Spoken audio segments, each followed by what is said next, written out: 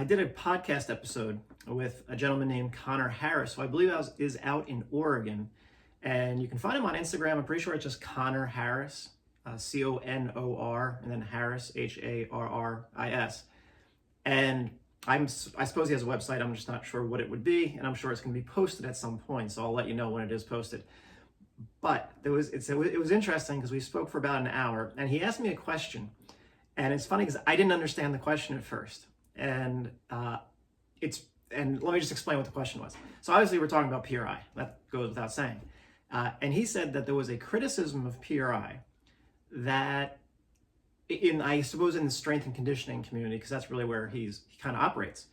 And the criticism is that PRI is, in a way, too reductionist, because it's saying that everyone kind of needs the same stuff.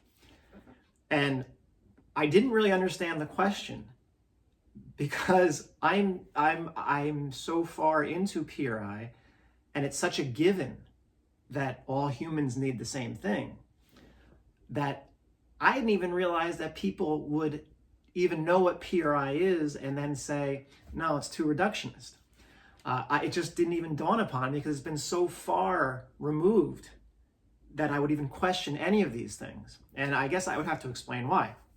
And so I actually had to email him afterwards or Instagram him afterwards saying that I really didn't understand what the question was and what my response would have been. So in response to the idea that PRI is too reductionist, my thinking is this.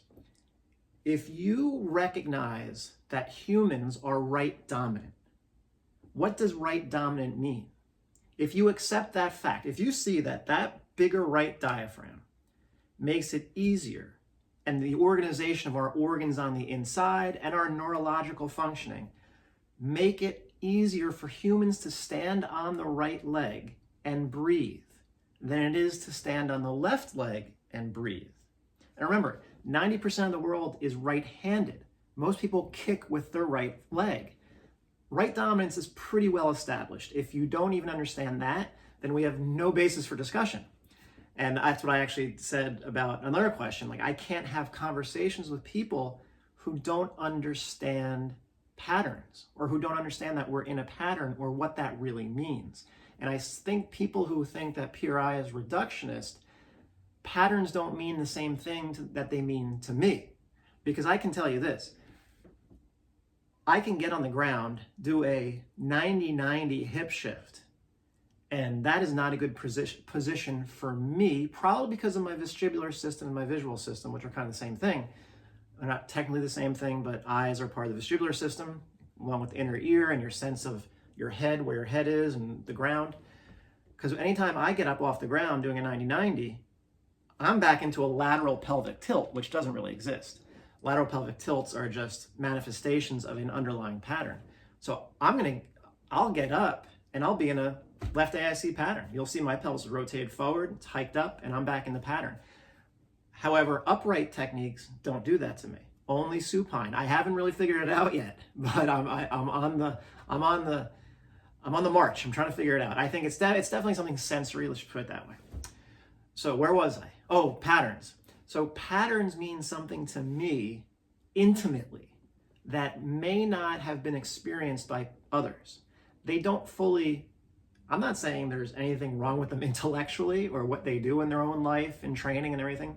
All I'm saying is they're not at a point in their life that patterns have the same significance.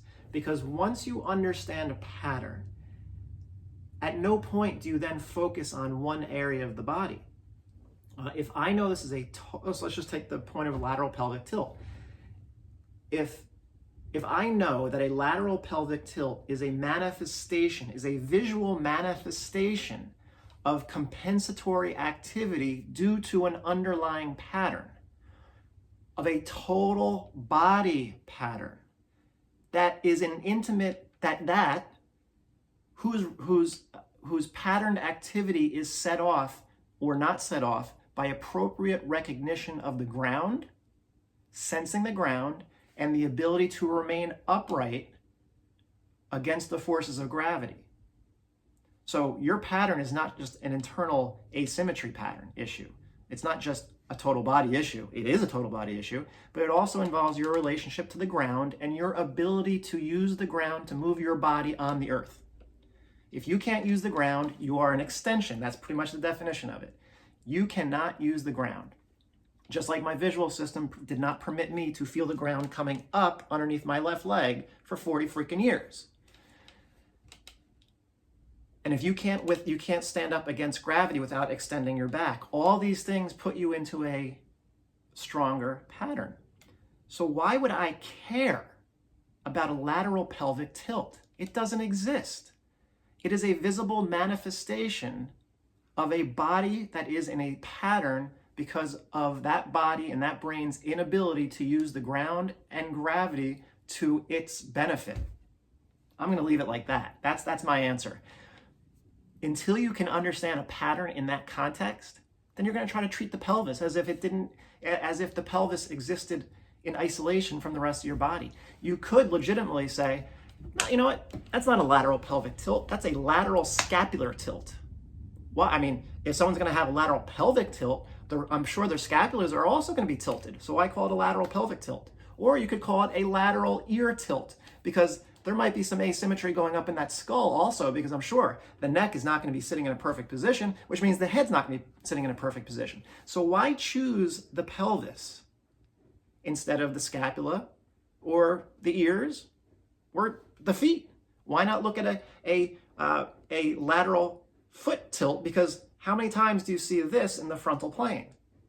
You have a right foot that's inverted and a left foot that's everted. You might as well just call it a lateral heel tilt, whatever, ankle tilt. You could legitimately say that because it's a total body issue. And it's a pattern. It's an underlying pattern. So when you say someone that PRI is reductionist, it's not. It's beautifully simplistic. It's such a better explanation than saying, you have a scapular misalignment issue, you have a pelvis misalignment issue, you have a pronated foot on the left side and a supinated or inverted foot on the right side. Let's treat all those different things as if they're not all related. What makes more sense? That you have a dominant right side and a dominant right pattern that pulls you to the side, and thus over a long period of time in that pattern, your body has to shift in the frontal plane,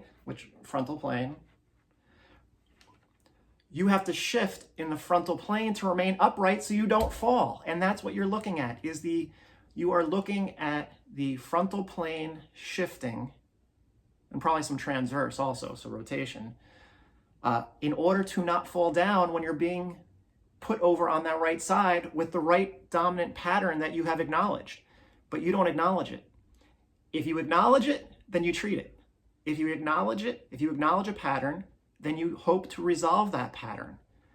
You don't say, yeah, there's a pattern, and then try to treat an ankle or a foot or a pelvis by itself. If you do that, then you're not really understanding what the pattern is. And again, like I said, everyone's at a different stage in their life. Like, how I interpret patterns now is not the same way that I interpreted patterns 5 years ago. So it's been a gradual change of consciousness. And once I saw the patterns play out time after time after time, and seeing and how people are walking with that left shoulder higher and the right shoulder lower, and yes, it can be the opposite, but just underneath, it's still the left shoulder higher, and how their body weight never shifts to the left, and the right arm is not swinging whatsoever. And you see these facial asymmetries in the left rib flare. Once you see that over and over and over again, and then, Ron Huruska puts a mouth guard between my teeth and I almost fall down. And then I feel my feet differently. Like I'm sensing things from the ground that I never sensed before because he took my crossbite away. It has special meaning to me, and I understand that. Not everyone's going to have that.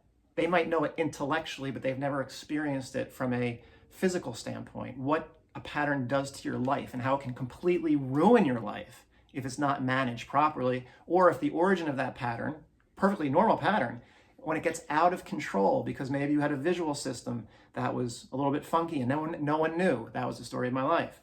To me, it's not reductionist. If you realize that most people, here's the right side, here's the left side. If you realize that most people not because they want to, because their brain has a neurological, has a need to shift their weight to the right a little bit to feel more stable on that right side that's stronger and easier to breathe, that you're going to want to go like this a little bit more than you want to go like this. Why would you not take that into account? I have yet to see someone more stable standing on their left leg with their pelvis in this position than standing on the right leg with their pelvis in this position. Everyone, I have yet to see someone who is more stable on the left than they are on the right. And I know you're at home saying, oh, I'm one of those people. So I just had a consultation with a gentleman in France, and I put him in left stance. And he said, yeah, I feel stable. And then I moved his eyes around, and I had his eyes look down, to the right, to the left, and up. Actually, didn't even get to the up part. The moment he looked down, it wasn't comfortable. He moved to the right, his body went to the right, and then he went to the left, and his body leaned backwards. That's compensation. He went into extension because he couldn't stabilize on his left side. He was overusing his visual system to help stabilize his body on the left side. Now, that might sound abstract, but what you can do, if you know what a Bulgarian split squat is, do a Bulgarian split squat. Most people, when they do something like a Bulgarian split squat, they will focus on a point on the floor or in the wall in front of them. And the moment that you ask them to kind of look around a little bit, they become unstable. That's a perfect example. They're using their visual system to help stabilize their body during a Bulgarian split squat or a reverse lunge or anything else. It's the same concept. When people are unstable on the left side, they're going to overuse their visual system to help them stabilize. Put them on their right leg, they can stand there all day long. That's what we're talking about. So, is it reductionist to say that everyone is going to have a more difficult time standing on their left leg and rotating to the right and breathing? No, that's the truth. Humans are not symmetric. We have a dominant pattern, and that's on the right side of our body. Once you accept that, what does dominance mean? If it's dominant, it means it's going to be used more easily. I'm sure you can make up a lot of definitions for dominance, but that's the way I'm looking at it. So you have a dominant side and the weaker side, the follower side. Thus, the left side will always be challenged. So I know that every human being, that's why I'm very confident in saying that every human being needs more left hamstring, left anterior glute medius, left IC adductor, left internal obliques. Why? Because you have less of a diaphragm over on the left side. It's smaller, not as much support to help you over on that left side, much bigger on the right. And more right glute because that right glute has to push you to the left. And you see it over and over and over and over again.